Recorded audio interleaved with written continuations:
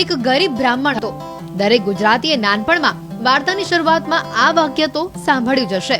જો કે આ વાક્ય આ ઘોર બાપાને લાગી આવ્યું. લોકોના માનસ પટલ પરથી ગરીબ બ્રાહ્મણની ભ્રમણા દૂર કરવા માટે રાજકોટના ગજાનન માલસર આશ્રમના ગુરુજી વિજયભાઈ જોશીએ સોનામાંથી જનોઈ બનાવી. એ પણ 100-200 ગ્રામ સોનું નહીં, પૂરેપૂરું 1.25 કિલો સોનું. વિજયભાઈ જોશીના મતે બ્રાહ્મણ કદાચ ધનથી ગરીબ હોઈ શકે, પરંતુ જ્ઞાન અને વિદ્યાથી ધનવાન જ હોય છે. શું કહેશો, ખાસ કરીને આ જે 1.25 કિલોની જે જનેવ છે, આ ધારણ કરવા પાછળનું રહસ્ય શું છે, શું કહેશો? યજ્ઞોપવિત જે છે એ સામાન્યતઃ સૂતરના તાતણાઓથી હોય છે, પરંતુ એક અમારો સંકલ્પ હતો, દ્રઢ સંકલ્પ, કે 1.25 કિલો સોનાની જનોઈ ધારણ કરવી. અને ક્યાંય શાસ્ત્રોમાં વાંચેલું છે કે પહેલાં પૂર્વની અંદર લંકેશ જે વિદ્વાન બ્રાહ્મણ હતો એ સોનાની જનોઈ ધારણ કરતો હતો. અને સામાન્યતઃ અત્યારે તમે જોવા જાઓ તો સમાજમાં એક ગરીબ બ્રાહ્મણ હતો. જ્યાં જોશો ત્યાં એક જ વાર્તા કે એક ગરીબ બ્રાહ્મણ હતો. પણ અમે એ વાર્તાને નિર્મૂળ ભૂંસવા માગી છીએ કે બ્રાહ્મણ કોઈ દિવસ ગરીબ ન હોઈ શકે.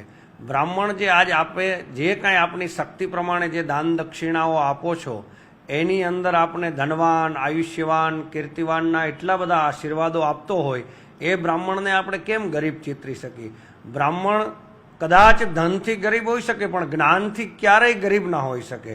એ જ્ઞાનથી, પોતાની વિદ્યાથી, પોતાના તપોબળથી સદાયને માટે સાહેબ એ અમીર જ છે.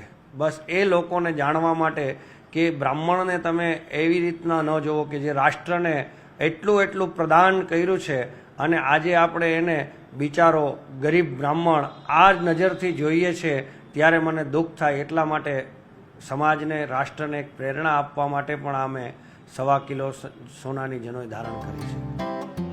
વિજયભાઈ જોશી દરરોજ સંસ્કૃતના શ્લોકનું પઠન કરીને પૂજા વિધિ કરે છે, જેમાં તેમનો પરિવાર પણ સામેલ થાય છે.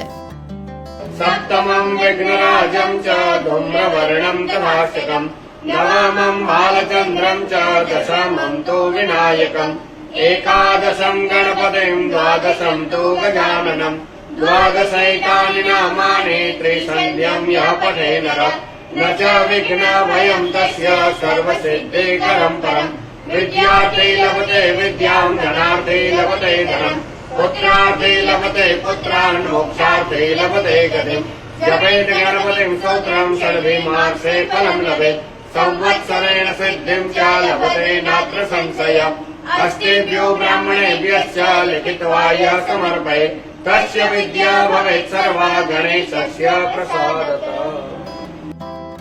વિજયભાઈ જોશી ન માત્ર 1.25 કિલો સોનાની જનોઈ ધારણ કરે છે, પરંતુ કમર પર રિવોલ્વર પણ લટકાવીને રાખે છે, જ્યારે પોતાના આસન પાછળ ફરસી પણ રાખે છે. શાસ્ત્રની સાથે શસ્ત્ર અંગે પણ તેમણે વિગતે વાત કરી. જોવા જાય તો પૂર્વની અંદર બધા જે ક્ષત્રિયો, જે રાજાઓ હતા, એ તમામે તમામ યુધિષ્ઠિરથી લઈ અને 5 પાંડવો ગુરુ દ્રોણાચાર્યની પાસે શસ્ત્ર અને શાસ્ત્ર વિદ્યા શીખવા માટે જતા હતા. જ્યારે વિશ્વામિત્રના આશ્રમની અંદર આપ જુઓ, ગુરુ વશિષ્ઠના આશ્રમની અંદર આપ જુઓ, તો રામ, લક્ષ્મણ, ભરત, શત્રુઘ્ન વગેરે શસ્ત્ર અને શાસ્ત્ર વિદ્યાઓના નિપુણ થવા માટે પહેલાં ઋષિઓ પાસે જતા, અને આ ગુરુ પરંપરાઓ હતી. શાસ્ત્ર અને શસ્ત્ર બંનેનું જ્ઞાન આપણને ઋષિઓના આશ્રમોની અંદરથી પ્રાપ્ત થતું.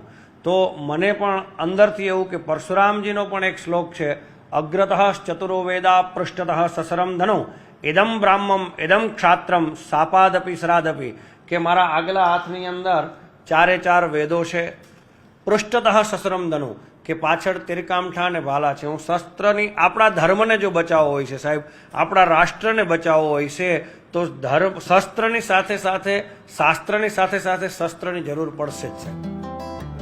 વિજયભાઈ જોશી અને તેમનો પરિવાર શાસ્ત્રોક્ત જ્ઞાનમાં પારંગત છે. તેઓ દરરોજ હિન્દુ ધર્મના પ્રાચીન વેદ અને પુરાણોનું પઠન કરે છે. એટલું જ નહીં, અન્યોને પણ શીખવે છે. વિવિધ પ્રકારની સેવાકીય પ્રવૃત્તિઓ દ્વારા પણ તેઓ સમાજને પ્રેરણા પૂરી પાડે છે.